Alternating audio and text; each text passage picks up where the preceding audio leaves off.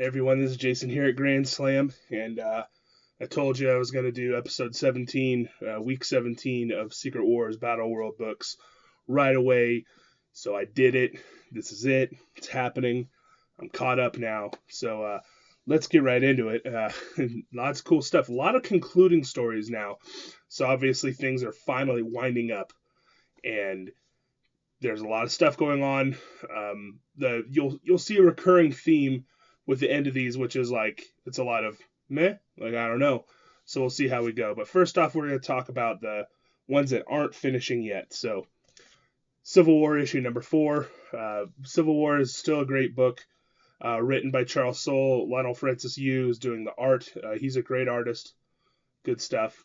The battle between the blue and the red, or the blue and the iron, is finally coming to a head. There's a huge battle taking place. We finally found out who assassinated Miriam Sharp. We kind of found out that at the end of issue 3, but this would kind of find out the motivations.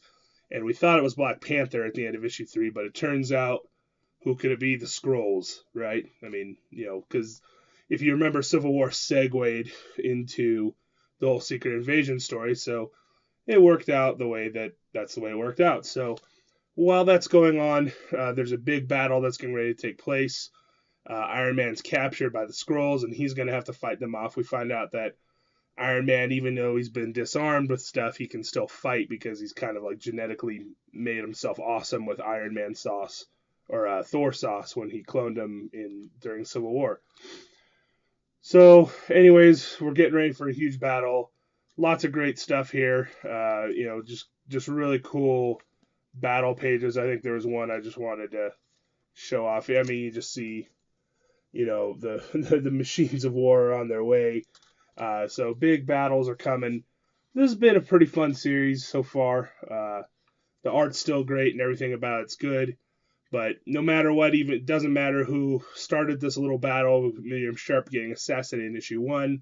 No matter what, it's going to come down to a big battle between Tony and Steve. So we'll see how that ends up. Siege issue number 3. I talked about this in another video. Siege is one of my favorite books. I love Kieran Gillen, and this book's a little wacky because it's got a lot of the Gillenism in there, a lot of the humor, a lot of just the Agent Brand is a very Agent Brand. The way she's been written by Bendis has always been very humorous. This book's peculiarly cool. I can't really show you the spread because they put a stupid. Here's the thing that's irritating, and it's going to be a lot better when there's a trade. They put an ad in the middle of these splash pages. So, like, you can see there's this really cool art, but why is there an ad in the middle of it? That's kind of annoying, right? As usual, during the book, like Abigail Brand, she'll talk about like a battle journal sequence. So there's always like really cool splash pages in there. While this is all going on, they are kind of dealing with a phase in the battle where they have to beat Nick Fury. Nick Fury is like a crazy robot guy, and they have to fight against him. And so they throw everything that they can at him and do all sorts of crazy stuff. Let's just say it involves Kang the Conqueror going through space-time, where there's chrono mines that he has to run Nick Fury into and kills him. And so we think everything's cool up until the very end when some guy shows up, some stupid face guy. Yeah. So all this happens, and then he's like, "Oh, hey, I'm Mad Titan. I'm Thanos. I'm here to mess up the siege wall." So it turns out that the prophecy from issue 1 is still going to come true. It's an inevitability that the wall is going to come down because Thanos is going to bring it down. That's going to be a huge part. Oh, maybe that plays a huge part in Secret War. We don't know. There's no way of knowing. What's been really cool about this book is it feels like it ties in more into the world of everything that's been set up. As before, America Chavez came into this world. That was from A-Force issue number 1. So that's kind of the part of it where things are tied in. And of course, this was Lady Kate Bishop. She was from the first issue of Battle World. So those books actually had something to do with Siege. So that's the only part of this stuff that's tied in. To be continued. There's still more of that to come. A-Force number 4. I love A-Force. I love this book. I love the art. There's a really cool sequence in here where we kind of see, just some really pretty art. We find out that Universe, I don't know if that's her name, she's able to bring all the people inside her. Like that's what they did. They tried to escape. The Thors were showing up, so she like puts them inside the universe, and then she like unleashes them later. And they're like, well, that's a really cool way to transport. It's kind of like a super cloak ability from Cloak and Dagger for those of you who are super nerds. Anywho, in this one, basically they're still like conspiring to figure out. Well, you find out that Loki obviously is the person behind the spoiler, of the whole thing. And so they have a knockout, drag him out with Loki, and then Loki, like as the final battle goes, she blasts a hole through the wall, which is going to bring forth. I mean, you know what happens if you mess up the shield. All things are, the shield's obviously just a huge plot point, but I mean, we end up, yeah, we get the idea that the monsters from the shield are coming. So A-Force is going to have to assemble and deal with that. So we'll see how that goes in issue 5. Hopefully they do all right. So that'll be fun. Angela 1602, Witch Hunter Angela 1602. This is a fun book. It's a little wacky. It's Kieran Gillen. Kieran Gillen's got that, he's a really cool writer, but he's not like mainstream, like ready for prime time all the time. So his stuff's a lot of fun. This book kind of, it was a little harder to follow. This one, it's always about Angela and Sarah, and they're like wandering around. They're killing. They're trying to kill these demons. They're like not witch breed. I'm gonna try to remember the name for them here. They've been dispatched to kill the Faustians. So they're going around and they're killing Faustians, and she has to kill 3 of them to free herself from some pact with the Enchantress. So they have an encounter with Rogue, and she's having problems too.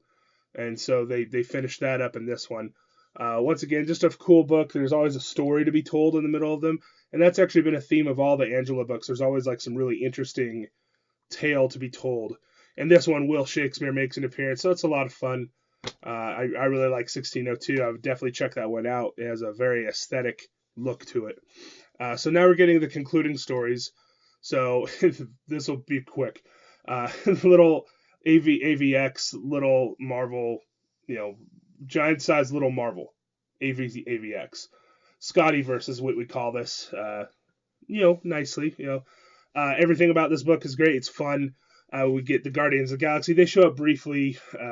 They're still trying to get Zoe and Erica, I think that's their names, to join one of the teams, and they just can't. They can't do it. They can't get them to join one side.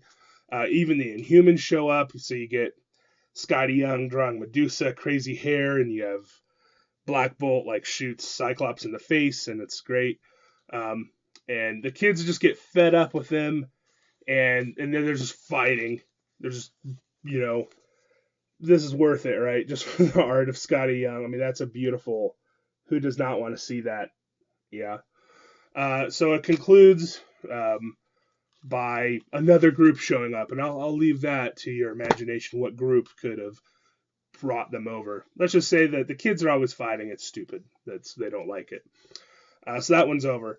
Amazing Spider-Man, Renew Your Vows. This is the concluding penultimate issue of what's going to happen. You have the daughter, Mary Jane, Spider-Man versus Regent. They throw down. There's a conclusion to it. Does Regent get all the powers and fight against Doom? No, I don't think so. It's all going to come to an end. They're going to stop that plot, and then, boom, the quo is very status. So we get to the point where everything's back to normal. Peter's with his family. They've taken care of stuff. But it's how do they do it? How does it happen? I'll leave that to your imagination. Overall, this was a pretty entertaining book. Lots of fun Spider-Man stuff, but once again, it doesn't really mean anything because of the way the stories are being left off. They're very like, okay, well, that's what happens. And I'll talk about that if I have time at the end of this video. How the theme of everything is. Secret War 2099. This one was Peter David. Kind of hard one to keep up with. This one, we just have a big throwdown. We see all the different, you see the 2 teams, they're like future defenders. Captain America, who's been like brainwashed. She kind of realizes, oh, I'm Captain America. And so she joins up and they have a super fight. to beat like a crazy monster. There's like the corporation's been taken control by Baron Mordo, and so they have to deal with that, and all sorts of hijinks ensue, and then everything ends up, kind of happily ever after, sort of. It has a very weird ending, kind of creepy ending, but at the very end of things, everything's good. Everything is cool, but Doom still rules the realm. Nothing really comes to head in Battleworld. So this one's over as well. If you like 2099 goodness, this is going to be the book for you. It's not for everybody. You have to like 2099-ish stuff.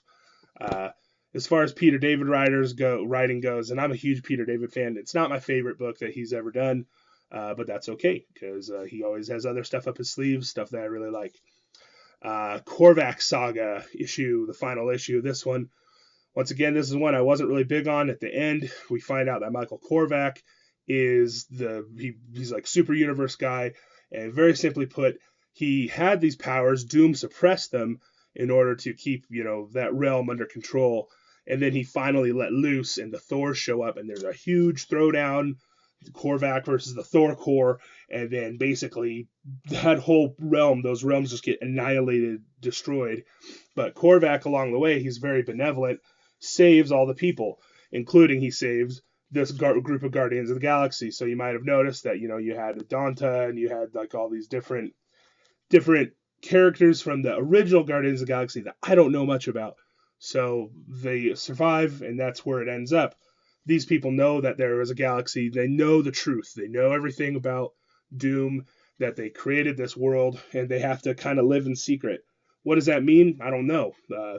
It'd be really cool if this story was going to go somewhere, but I don't think it is. So the idea is that the Guardians of the Galaxy are protecting the galaxy that isn't known anymore. No one knows about it. So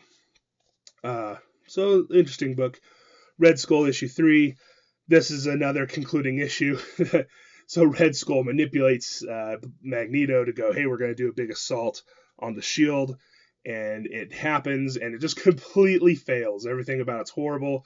Like, oh, Magneto, I'm going to kill all the Sentinels because they're made of metal. Well, guess what? They're not made of metal. Things are going to go badly for you. And we find out that Red Skull completely manipulated Magneto. Magneto's like, why? And then you have zombies, and zombies eat everybody. And it turns into just it's a classic Red Skull, like, oh, I have this genius plot. And it just completely falls flat on its face, and it's horrible, and nothing good comes of it. So you think Red Skull is going to break free and go fight Doom and like have a penultimate fight. It just doesn't happen. So it's very like, meh. Last but not least is Planet Hulk issue number 5. Finally, Steve Rogers makes it. He sees the Red King. He finds out Bucky's dead. His friend Bucky was killed. And so it's all for naught. His whole adventure is for nothing. He's got the Red King, and he finally succumbs. He fights the Red King, and he gets his vengeance for Bucky, kills him. And then, of course, Doc Green shows up. And who does Doc Green turn out to be? Well, spoiler alert, Doc Green is actually Steve Rogers from another realm, who had a very similar background to this Steve Rogers, and explains it in here, how they have very similar lives, and they knew Bucky, and they did these things.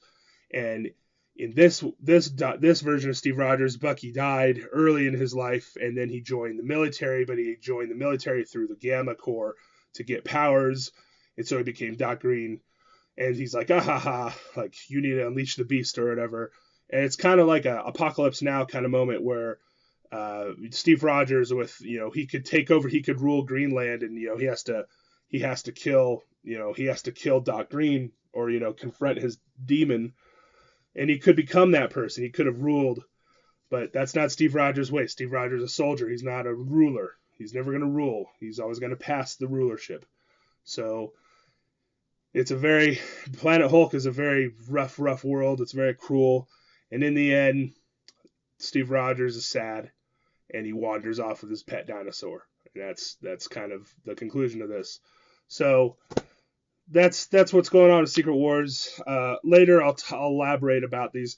I'm going to do a video at the end of all this stuff, and I'm going to give you a breakdown, my countdown of all the different miniseries, all 40 or 50 miniseries, to go, hey, here's what I think is good.